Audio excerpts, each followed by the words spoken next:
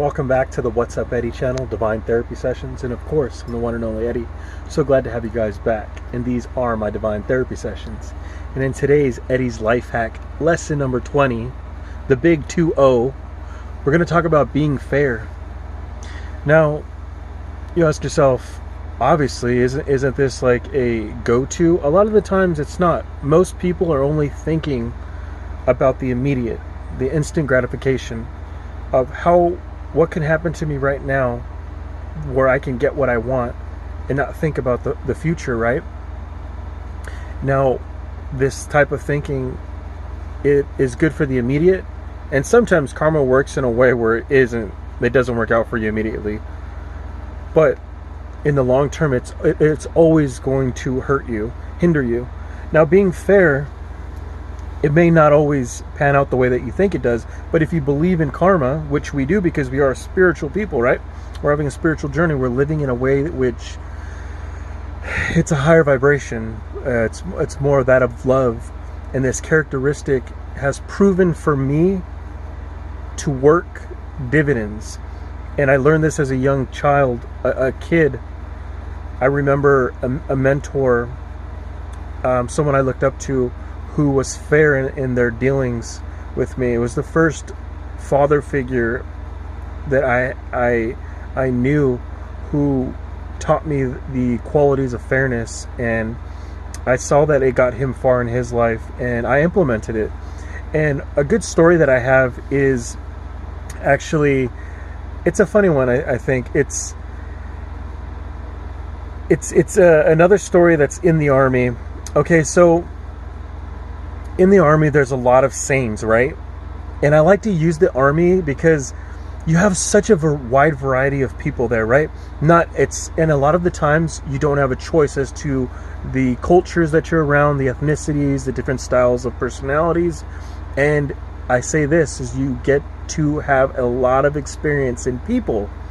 So what happened for me is that I started to become a leader after a while, right? And I have these natural leader qualities in me. And in the military, there's a saying called the dog and pony show, which means like put on a persona in front of people, and in order for the people who are in charge, because it's all based on a rank system, right? So there's always someone that's above you in rank.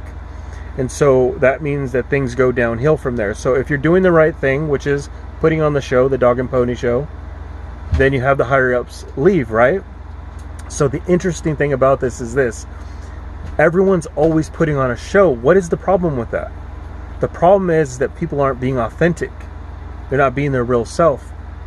And one of the qualities that shined in me, which I felt was a difference in a lot of people, which raised me through the ranks, right? And this has been the case in almost any situation that I've ever been in. Now, being fair, it's totally resilient. Okay, so they call it smoking. It's essentially an immediate consequence for you doing something wrong. You're exercised, right? Sometimes you're exercised for a very long time. It just depends. So so we had 3 machine guns, and the 50 caliber machine gun, actually the barrel on it, it actually comes off. And I think I remember picking up the barrel and hitting it into the gun, or to like the receiver part.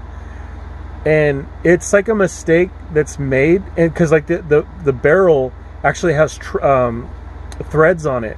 And when you ruin it, you can't. It's hard to put it back into the machine gun. It's really delicate like that, right? It was a mistake, obviously, but I was so used to doing the right thing that most people didn't think that it would be me that would have done something like that, right? And so there was actually 2 people around me, and I remember the sergeant or the NCO that heard it was like, "Who did that? Who the heck did that?" Of course, the language is a lot dirtier because it's the Army, but when he turned around, he saw that it was me that did it. And if it had been those other 2 people, those other two people would have gotten in trouble, right? They would have been smoked. But because he saw me, because he knows that I'm a quote-unquote high-speed soldier, right? Someone who gets it done, he was going to let me pass. He was going to allow that behavior to pass. And I knew inside myself that it wasn't fair. It wasn't right. And I didn't know at the time, but I told him, because he said, oh, well, just make sure you don't do it like that again. And everyone looked at him, and I knew to myself, you know what? That quality isn't going to, that's not good for that guy as well as for me. It makes me look bad too. So I said, hey, wait, no. Smoke my ass. And he looked at me, he's like, all right. And so he started, because he looked at me and he knew, maybe there was this telepathic thing, but he knew, oh yeah, you know what, this kid's right. And so he smoked me, right? He smoked me for 15 minutes because we had to actually get going, because we're actually in Louisiana at that time period, which it's super hot for one thing. So everyone's miserable. And so we're all down each other's throats. But beyond that, we had like a live fire going on. So we had like certain times that we had to be places.